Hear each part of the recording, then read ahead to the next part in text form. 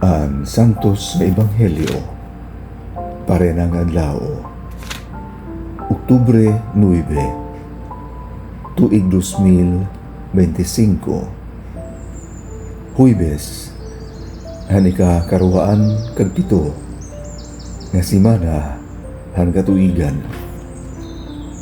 Kinuha didahan Ebanghelyo ni San Lucas, Kapitulo 11, versikulo 5, tugtog ngadto han 13. Nagsiring Jesus sa iya mga tinunan, kung pananglitan usaha iyo makadto habalay hin sangkay hakatut nga hang gabi ngan masiring haiya sangkay pahud ma daw ako hintulo ka bugos nga tinapay. Inabot pa akong balay inusa ko nga sangkay nga naglalakaton ngan waray ko sadang igdurot ha iya. Ngan kun pananglit magbaton an imo sangkay ti ka nga sakob, ayaw na ako pagsamuka. Trangkado na ang portahan, nga nangangahigda na ang akong kabataan, ug ako. Diri na ako makakabuhat, hin paghatag ha imo, hinbisan ano.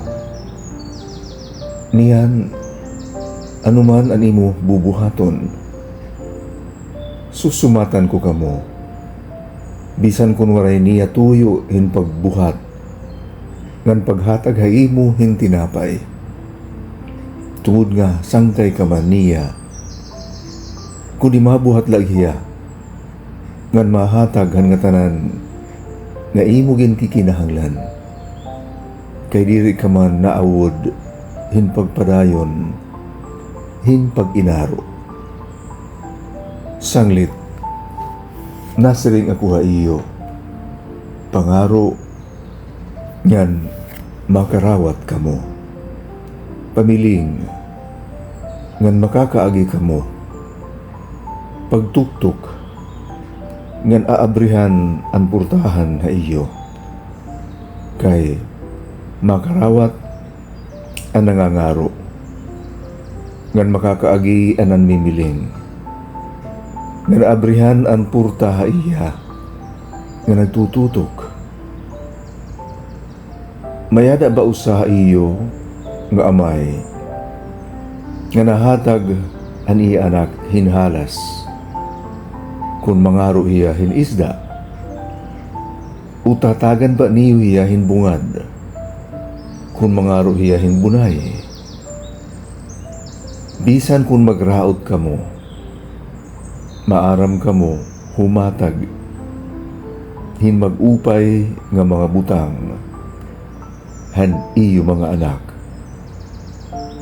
Sanglit, labaw pagod nga mahatag anamay niyo halangit han Espiritu Santo, hadton mangaro ha iya. Ang Ebanghelyo han Ginoo. Pagdayawon ka, Kristo. Haliputay nga pamalandong han Santos nga Ebanghelyo, yan ang adlaw. Sumpay ining aton Ebanghelyo yan ang adlaw, han aton pamalandong han Ebanghelyo kakulop, kundiin nangaro an iya mga tinunan, ang mga tinunan han aton Ginoo, nga tutduan hira hin pag-ampo. Ang importante nga aton kinamalandong kakulop, han pag-ampo, amuan pagkilala, kung hino ang Diyos, kung hino ang amay. Nga usahiya nga mahigugmaon, ug mahinatagon. Nga maaram hiya, kung ano na nga ni anaton mga kinahanglan, Saan pa kita mangaro haiya. Sanglit, ang importantehan pagampuhin usa nga Kristiyano. Amuan pagampo nga matuman nala ang kaburuton ng Dios. Diniha aton kinabuhi. Dinihining aton ebanghelyo yan ang adlaw. Nasiri nga bisan kun magraot kamo, maaram kamo humatag hinmag-upay nga mga butang han iyo mga anak.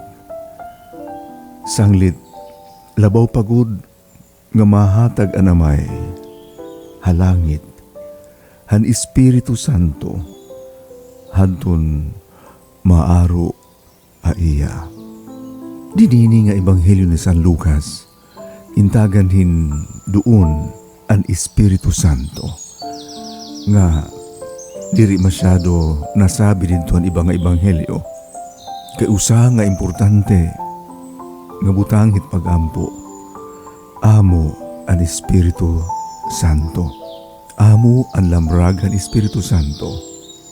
O hausa ka pulong amo ang pagtuo.